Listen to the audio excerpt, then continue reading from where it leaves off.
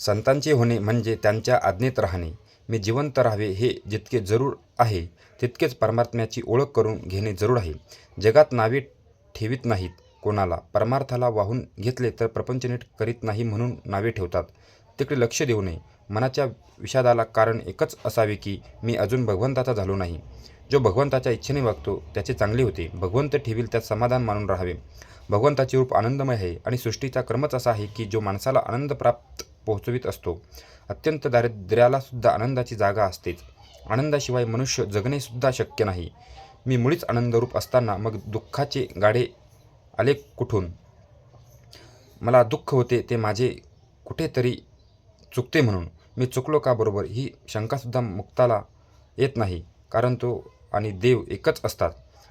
बुद्धाला ही शंका येत नाही, कारण तो देव जाणतच नाही.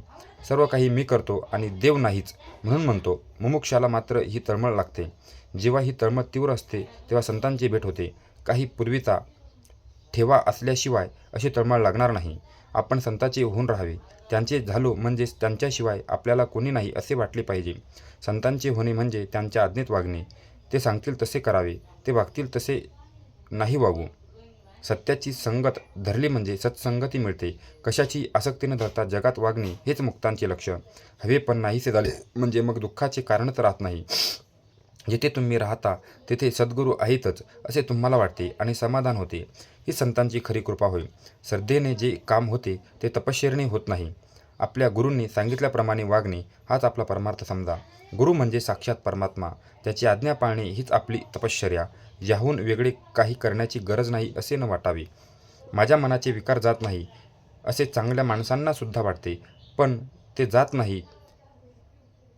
नाहीत असे घोकून त्यांचा ध्यास घेतल्याने ते उलट वाटतील. तिकडे लक्ष देऊ नये. नाम घेणे हे आपले काम करीत राहावे म्हणजे विकार आपोआपच कमी होत जातील. मात्र मनाच्या मागे देहाला जाऊ न देणे इतके जपले पाहिजे. संतांची आज्ञा प्रमाण मानणे हेच प्रचिती येण्याचे साधन आहे.